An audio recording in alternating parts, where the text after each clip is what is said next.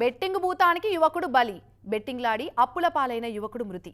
పొలం అమ్మిన డబ్బులను బెట్టింగ్లో పెట్టి ఉరేసుకున్న విద్యార్థి. ఇగో నిత్యం గివే వార్తలు కానొస్తున్నాయి టీవీలు పేపర్లల్లా.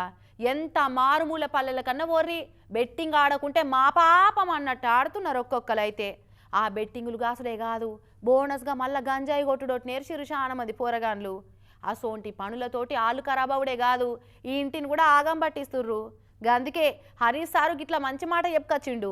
ఒకటి ఈ మధ్యన పిల్లలు జర ఫోన్లు పట్టుకొని బాగా ఆటలాడుతూ అవేందో ఏమంటారు వాటిని బెట్టింగ్ లక లేకపోతే రెమ్మీ గేమ్ లక పబ్జీ గేమ్ లక అవోటి ఇవోటి ఆడి ఆడి పిల్లలు అప్పుల పాలే అయ్యే వాళ్ళని పరిశాన్ చేస్తున్నారు.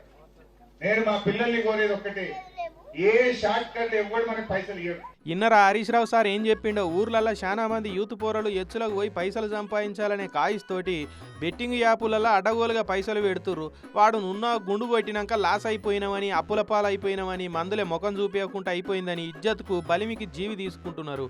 నడువంతరాన వాళ్ళ ఆయుష్ తీసుకున్నాడే కాదు, వాళ్ళ నమ్ముకున్న ఇంటోళ్ళను కూడా ఆగం పట్టిస్తున్నారు. దయచేసి ఎవరు కూడా అట్లా చేయకూరి బిడ్డ అని ఎంత మంచిగా చెప్పిండో చూడురి హరీష్ రావు సారు. ఏదో ఈ పబ్జీ గేమ్ లో పైసలు సంపాదిస్తా, రాత్రికి రాత్రి నేను పెద్దగా అయిపోతా, కారు కొంటా, మోటార్ సైకిల్ కొంటా, ఇల్లు కడతా అని నీ ఆలోచన మంచిదే. కానీ ఎవడు మనకు పైసలు నిన్ను గుంజుకోనికే వాడు గేమ్లు పెట్టారు తప్ప నీకు పైసలు నీకు పెట్టారు. వాడు మోసం.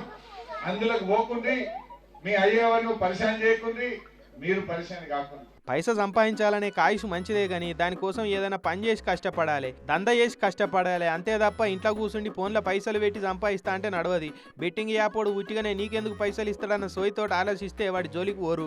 ఎవరి దాకానో ఎందుకు, నాకు గన్మెన్గా పనిచేసిన మనిషి బెట్టింగ్ యాపులలో పైసలు పెట్టి లాస్ అయిపోయి ఆయన జీవి తీసుకున్నాడే కాకుండా ఇంటి వాళ్ళందరూ జీవి తీసిపోయింది అని చెప్పుకొచ్చిండు. నా దగ్గర ఒక గన్మెన్ రాముని పట్ల ఊర్లో ఇట్లనే ఆన్లైన్ గేమ్లు ఆడి ఆడి అప్పులైపోయి అప్పులు ఎంత కట్టాలో తెలియక ఇద్దరు చిన్న పిల్లలు 5 ఏళ్ల 7 ఏళ్ల పిల్లల్ని తుపాకీతో కాల్చి చంపిండు, భార్యను కాల్చి చంపిండు, ఆయన కాల్చుకొని చచ్చిపోయింది. ఎందుకు? ఈ ఆన్లైన్ గేమ్లలో పైసలు కూడా కొట్టి అప్పుల పాలైపోయి అప్పులు కట్టలేక ముఖం జల్లక ఉరివెట్టుకొని చచ్చిపోయే పరిస్థితి వస్తాము. షార్ట్ కట్ల పైసలు కమాయించాలనే కళలు బంద్ చేసి పనులు చేసుడు సురువు చేయాలని అనుకొచ్చిండు.